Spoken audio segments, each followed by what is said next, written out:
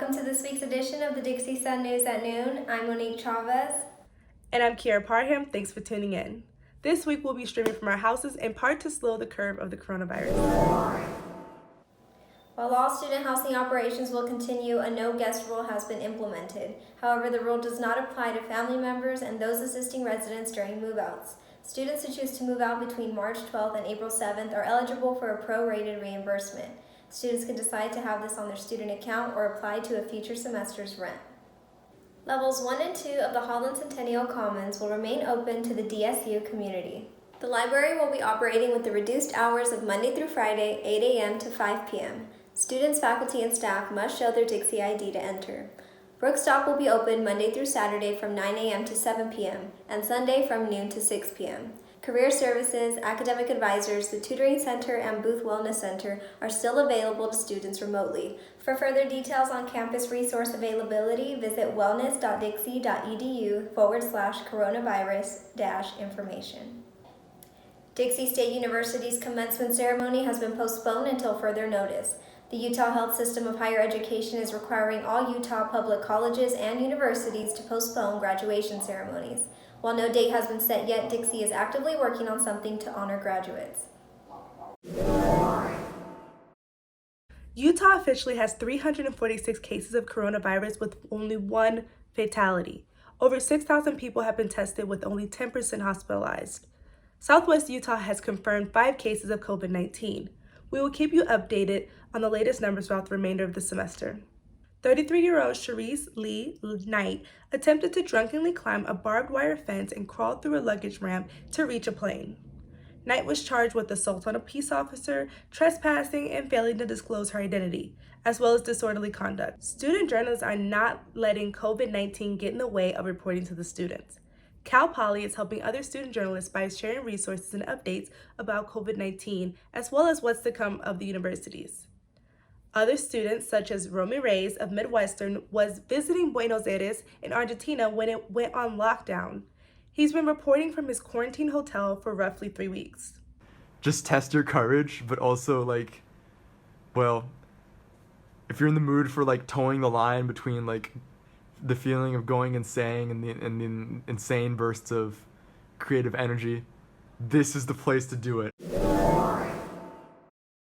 Small restaurants are taking a hit from the COVID-19 state gathering regulations. I was able to sit down with the local St. George restaurant to be able to discuss with them what's to come and how are they doing during this time. So you guys have seen that the dining rooms obviously have to be closed because of the whole COVID-19. How has that taken effect on you guys and your business? Well, I'd say financially we're down about 60-70% in our business just altogether. But I guess just the other thing is kind of atmosphere. We're so used to having groups of people in here and laughing and enjoying themselves and having a good time, and it's kind of eerie to walk out here and just have it empty. No sound. Yeah. Have you guys tried to do anything on social media to get people to come in? We have. We've done quite a few posts, not only highlighting some deals and offers and things that we're doing a little differently during this time, but also thanking the community, things like that. And trying to reach out that way too. Okay, and as far as people coming in, obviously they can't sit down, but do they have other options such as curbside or delivery service that you guys do? Yeah, we can still do takeout, so people are allowed to walk in as long as they're right back out and not standing or sitting in groups. We've been doing some curbside, so if people call in, they can always call and let us know when they're outside and we walk their meals out to them. And I believe Postmates and DoorDash, yep, we're still doing some orders through them for delivery. And we're on St. George online. Is it St. George online? St. George Dining? Yes, thank you. St. George Dining online. So we're on there. They can order through. Correct. And we have a lot of options. We've been inundated with so many options that it's taken time to get everything going, but that's what we have so far. And we've been in communication with Cafe Sabor, and they're helping other restaurants with deliveries also. So they've offered their services to us, and we're looking into see how we can make that work. Oh, is that what that is? Oh, that's sweet. So you guys have lost revenue, but with the help of the community, hopefully this can come back and we can get some bounce back from this. Yeah. The community. Honestly, it's been a humbling experience seeing all the people coming in and not only encouraging us, but letting us know that they're going around to other local businesses on a weekly basis also, and just trying to keep everyone support alive. local. Yeah. And I think almost everyone that calls says that. Yeah. Says something about, we're trying to support you during this hard time, we're trying to buy local. Yeah, So that's like so cool. I've seen that a lot, is where Yeah. they are talking more about buying locally, and even those Instagram pages are saying, hey guys, go into these places and Right, support them. right.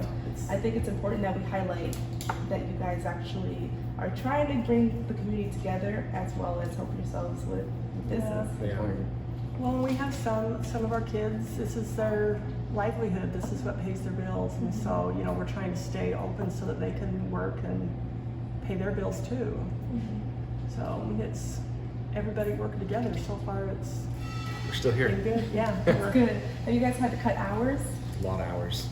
Yeah. Yeah, it's tough. I'd say we're working 10-15% of the labor we used to. Yeah. And luckily, we do have a lot of high school students that still live at home with their parents, and so not everybody that is not working is being super affected by it. Right. Okay. Well, is there anything else you guys would like to add about this whole experience that you guys are, that all of the businesses are going through? Really, honestly, you guys are getting pretty bad. Yeah, I mean, the only thing I can reiterate is, thanking the community for coming together and helping us all out, or we'd already be shut down. Yeah. Like it really has been amazing to see all the people that come out, and we miss a lot of our regulars. We have a lot of older couples that come in the mornings and they just like to sit down and have their coffee and chat, but So hopefully we we'll get that back sooner there than later. and, yeah, we'll get back there, and we've made a lot of friends, so we hope, gotta get back to normal, whatever normal is. Right. Eventually, we don't know. That is true. All right. Well, thank you guys so much for taking the time. I really do appreciate it, and I hope that I can come in soon. And I'm a college student, so I'm kind of struggling too. Yeah. But hopefully, I can come in too and have some food Well, here. I'm thinking you should take a cupcake for the road, though, for sure. Thank you. A Thank cupcake you. makes your day. It does actually, and Yeah. I thank you guys so much. This is Thank you. important. Thank you. Yeah. Although dining room areas are closed, food delivery services such as DoorDash, Postmates are still available. For the list of restaurants available in town for pickup or delivery, visit stgeorgedining.com. You can also use the student pantry, which has been temporarily relocated to the Campus View Suites and are now available Monday through Friday from 10 a.m. to 4 p.m. Back up the pass. He's going to score. 22-yard touchdown. Hey, what's going on, Trailblazers? Here's what you need to know for what's happening with Dixie State Athletics. For those who may or may not know already, but Trailblazers Athletics is being canceled for the remainder of their 2020 conference and non-conference spring athletic events and travel. This is due to the wild spread of the COVID-19 pandemic. Unfortunately, this is how DSU's 14-year run as a Division II institution will end. The Trailblazers will transition to becoming a Division I program July 1st of this year. And that's it for this week's edition of the Dixie Sun News at Noon. We'll see you here next week, same time, same place. Have a great week, Trailblazers.